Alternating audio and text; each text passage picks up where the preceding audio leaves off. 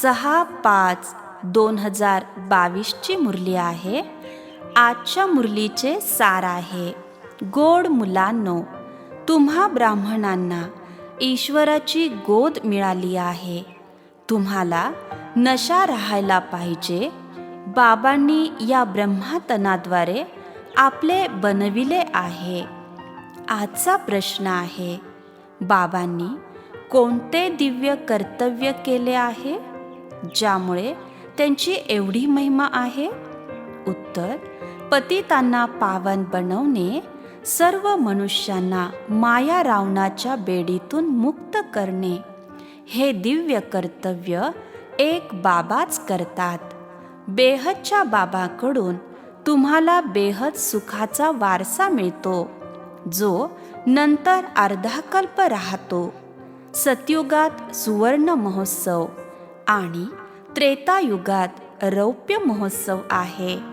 ते सतोप्रधान आणि ते सतो, त्या दोन्ही युगांना सुखधाम म्हटले जाते. अशा सुखधामाची स्थापना बाबांनी केली आहे, म्हणूनच त्यांची महिमा गायली जाते.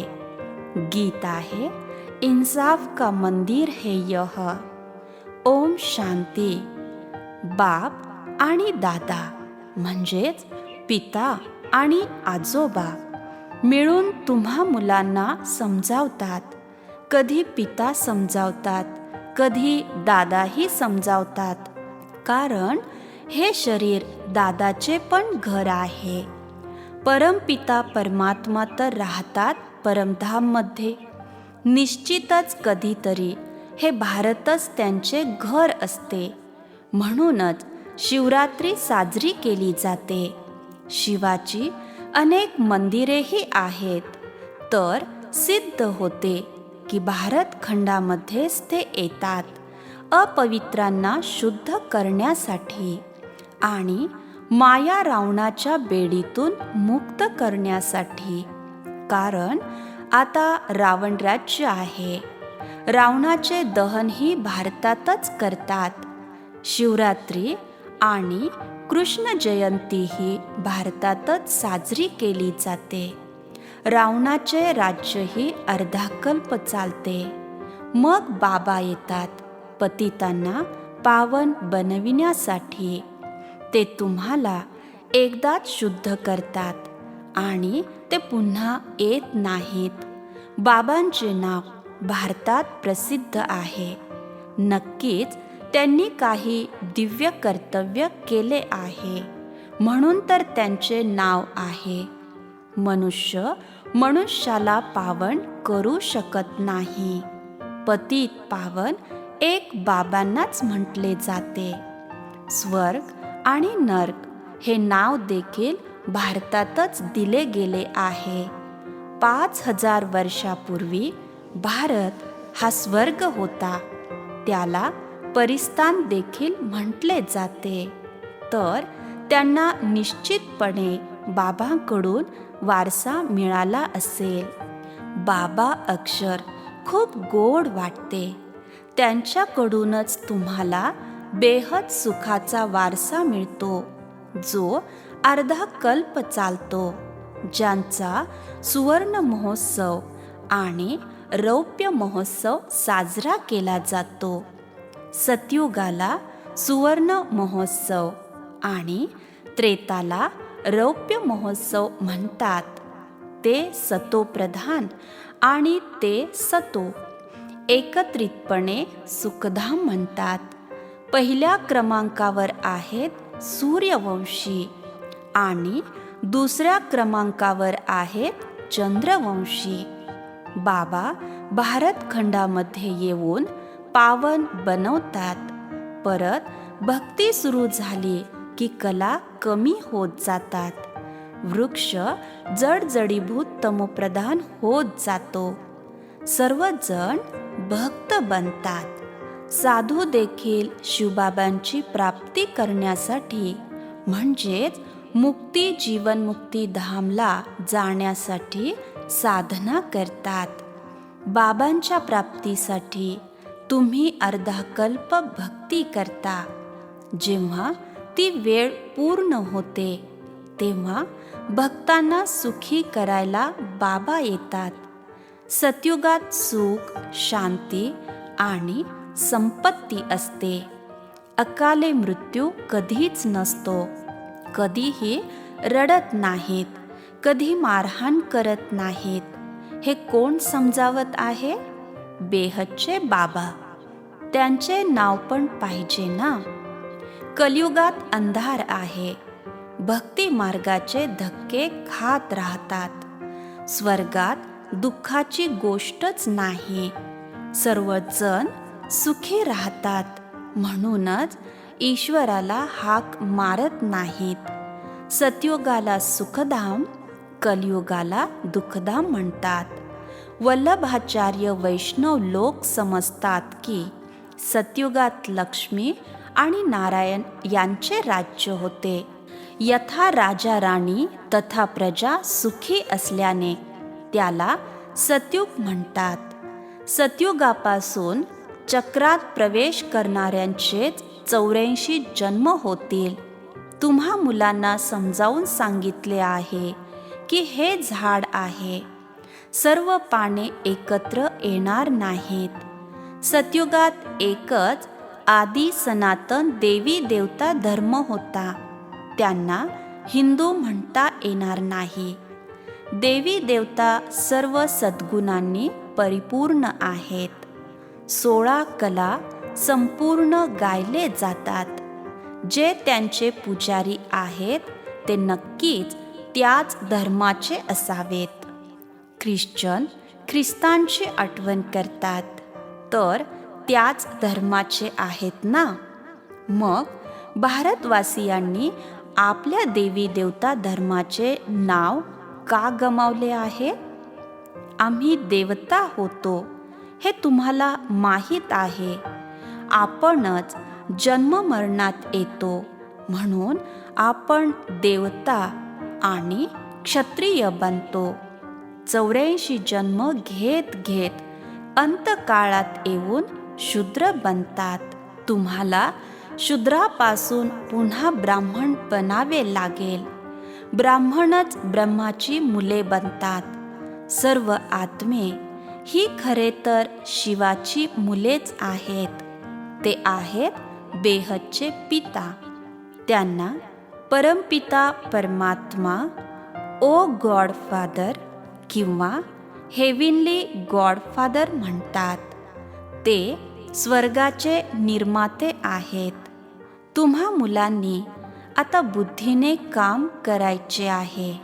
जेव्हा पिता स्वर्गाची स्थापना करतात तेव्हा का नाही आपण नवीन दुनियेचे वारस बनू नये? आता ती नवीन दुनिया जुनी झाली आहे. परत नवीन दुनिया कशी निर्माण होणार? गांधी पण म्हणत असत की नवे रामराज्य, नवा भारत असावा.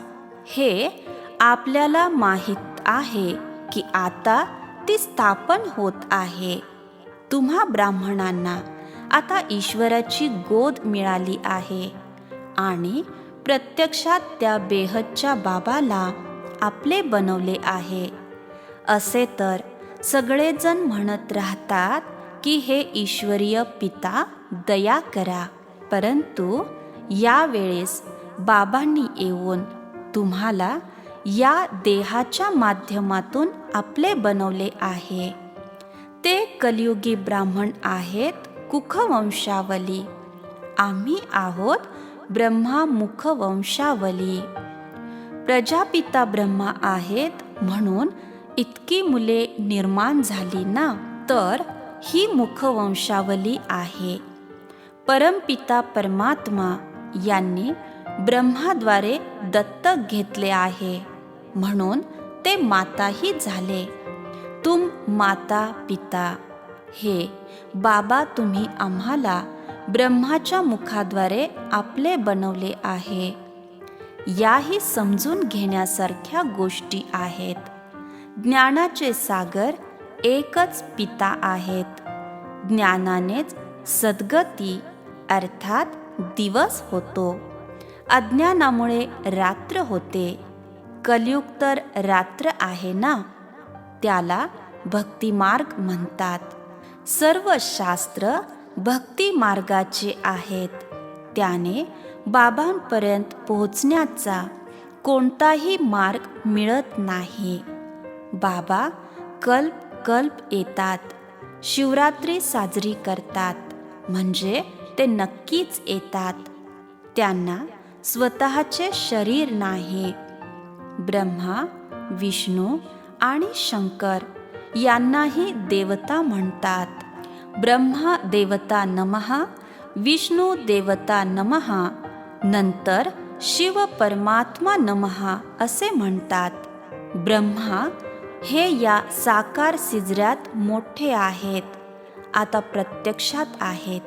संगम युगात यादव पण आहेत, कौरवही आहेत आणि पांडव हे योगबल असलेले शक्तिसेना आहे. तर आता तुम्हा मुलांनी जाणले आहे की शिवबाबा प्रत्यक्षात ब्रह्मतनात अवतरित झाले आहेत. त्या निराकार शिवाचे मंदिरही आहे. शिवरात्री साजरी केली जाते. मात्र सरकारने शिवजयंतीची सुट्टीही काढून घेतली आहे. ते इतरांच्या जयंत्या साजरे करत राहतात. धर्मात शक्ती राहिली नाही.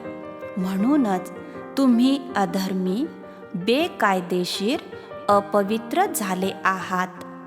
पवित्रता नाही, शांतता नाही आणि समृद्धी पण नाही. याच भारतात 5000 वर्षापूर्वी सुवर्ण महोत्सव होता. तेव्हा पवित्रता, शांतता आणि समृद्धी होती. अकाली मृत्यू कधीच होत नव्हता. भारतासारखा श्रीमंत देश दुसरा कोणताच असू शकत नाही. भारतखंड सर्वोच्च आहे. त्याचा इतिहासही कायम आहे. हा भारतच पावन बनतो आणि हा भारतच पतित बनतो. आदी सनातन देवी देवता धर्मवालेच हे चक्र फिरून शूद्र वर्णात आले आहेत. देवतांपेक्षा ब्राह्मण वर्ण श्रेष्ठ आहे. सतयुगी देवतांची जी महिमा आहे ती बाबांच्या महिमापेक्षा वेगळी आहे. बाबांना ज्ञानाचा सागर, आनंदाचा सागर म्हणतात. परत देवतांना सर्व गुणांनी परिपूर्ण आहेत असे म्हणायचे. तेथे विकारांचा प्रश्नच येत नाही. कृष्णपुरीतही कंस, रावण वगैरे होते. अशा अनेक गप्पा शास्त्रात मांडल्या आहेत. खरे तर यावेळी कंसपुरी आहे. परत सतयुगात कृष्णपुरी असेल. हा संगम आहे. म्हणूनच त्यांनी कंस, जरासंध, रावण इत्यादी सतयुगाच्या देवतांमध्ये विलीन केले आहेत. हा आसुरी रावण संप्रदाय आहे. तुम्ही आता ईश्वरीय संप्रदाय बनलेले आहात.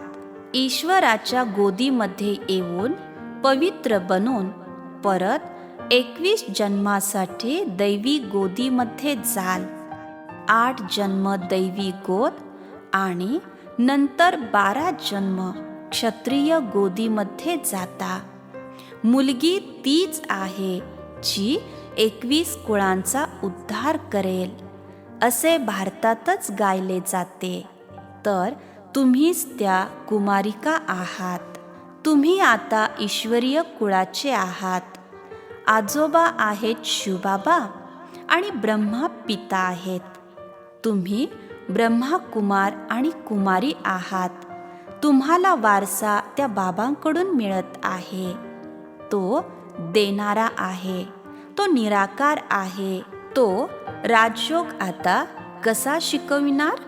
नराचा नारायण होण्यासाठी निश्चितपणे शारीरिक शरीराची आवश्यकता आहे. म्हणून ते 84 जन्म घेतलेल्या या अपवित्र शरीरात येतात.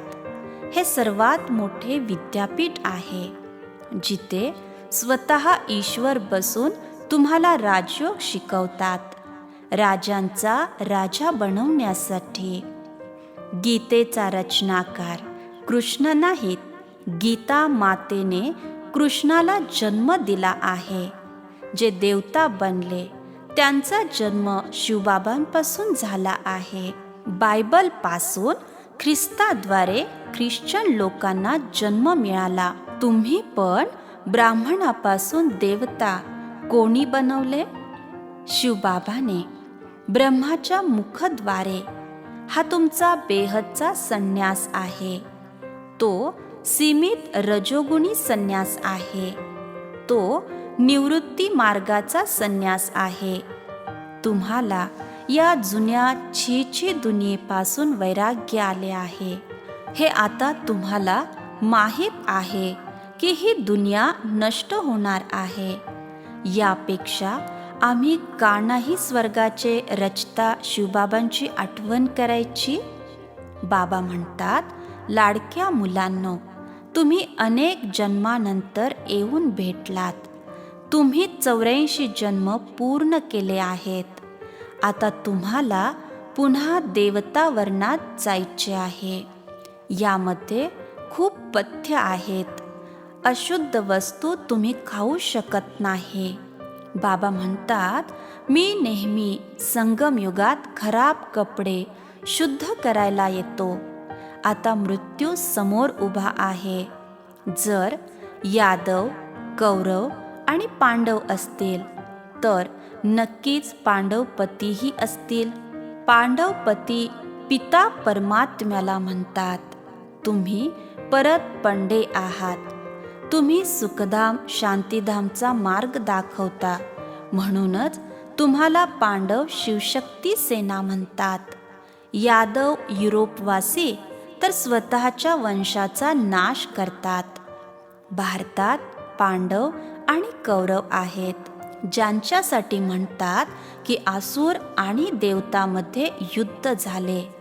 तुम्ही तर आता देवता नाहीत, देवता बनायचे आहे. श्रीमताने तुम्ही स्वर्गाचे स्वामी बनता. बाकी सर्वांचे आहे आसुरी रावण मत. रावणाचे मत अर्धा कल्प चालू राहते. आता सर्व जग तमोप्रधान आहे. हा रुद्र ज्ञानयज्ञ आहे, जिथे पिता बसून तुम्हाला राजयोग शिकवतात. जेव्हा राजाई स्थापन होते तेव्हा विनाशाची ज्वाळा प्रज्वलित होते आणि हे ज्ञान नष्ट होते. परत नाटकानुसार भक्ती मार्गात जी काही शास्त्रे असतील तीच प्रकट होतील. संन्यासींचे अनुयायी बरेच असतात. सर्व पापे धुण्यासाठी गंगेवर जातात. आता गंगा नदी कोणालाही पावन करू शकत नाही. ती तर पाण्याच्या सागरातून निघाली आहे. ज्ञान सागरातून निघालेल्या ज्ञानाच्या गंगा तुम्ही आहात. बाकी गंगा काही पतित पावनी नसतात. मी पुन्हा एकदा मुलांना भक्तीचे फळ, अपार सुखाचा वारसा देण्यासाठी आलो आहे. जे बाबांकडे येऊन शिकतील तेच स्वर्गात जातील. बाकी सगळे आपापल्या विभागात जातील. या नाट्यचक्राला तुम्हाला समजून घ्यावे लागेल. चक्राला जाणल्यामुळे तुम्ही चक्रवर्ती राजा बनतात. सरकारने चक्र काढले आहे. 3 सिंह दाखवल्यानंतर खाली सत्यमेव जयते लिहिले जाते. आता शिवबाबा येऊन तुम्हा सर्व पार्वतींना अमरकथा सांगत आहेत, अमरपुरीचे मालक बनविण्यासाठी. यालाच सत्यनारायणाची कथा किंवा अमर कथा म्हणतात. ही कथा एकदाच ऐकून तुम्ही स्वर्गाचे मालक बनता. बाकी सर्व दंतकथा आहेत. अच्छा, गोड गोड खूप वर्षानंतर भेटलेल्या मुलांप्रती मातपिता बापदादांची प्रेमपूर्वक आठवण आणि सुप्रभात. आत्मिक बाबांचा आत्मिक मुलांना नमस्ते. आम्हा आत्मिक मुलांचाही आत्मिक पित्यांना नमस्ते. धारणेसाठी मुख्य सारांश. पहिला पॉइंट, देवता वर्णामध्ये जाण्यासाठी भोजनाचे खूप पथ्य करायचे आहे. कोणतीही अशुद्ध गोष्ट खायची नाही. दुसरा पॉइंट, ही जुनी छीछी दुनिया जी आता संपणार आहे, यापासून बेहदचे वैराग्य ठेवून स्वर्गाचे रचता शिवबाबांची आठवण करायची आहे. आजचे वरदान आहे, आपल्या शक्ती किंवा गुणाद्वारे निर्बलाला शक्तिवान बनवणारे श्रेष्ठ दानी किंवा सहयोगी भव. आपल्या शक्ती किंवा गुणाद्वारे निर्बलाला शक्तिवान बनवणारे श्रेष्ठ दानी किंवा सहयोगी भव. श्रेष्ठ शक्ती असणाऱ्या सुपात्र मुलांच्या सर्व शक्ती आणि सर्व गुण वेळेवर नेहमीच सहयोगी असतात. बाबांद्वारे प्राप्त केलेले गुण व शक्ती अज्ञानी आत्म्यांना दान करणे आणि ब्राह्मण आत्म्यांना सहयोग देणे हे त्यांच्या सेवेचे विशेष स्वरूप आहे. निर्बलाला शक्तिवान बनविणे हेच श्रेष्ठ दान किंवा सहयोग आहे. ज्याप्रमाणे तुम्ही वाणीने किंवा मनाद्वारे सेवा करता, त्याप्रमाणे तुम्हाला मिळालेल्या गुणांचा आणि शक्तींचा सहयोग इतर आत्म्यांना द्या. त्यांना प्राप्तीची अनुभूती करवा. आजचे बोधवाक्य आहे, जे दृढ निश्चयाने भाग्याला निश्चित करतात तेच सदैव निश्चिंत राहतात. अच्छा. ओम शांती.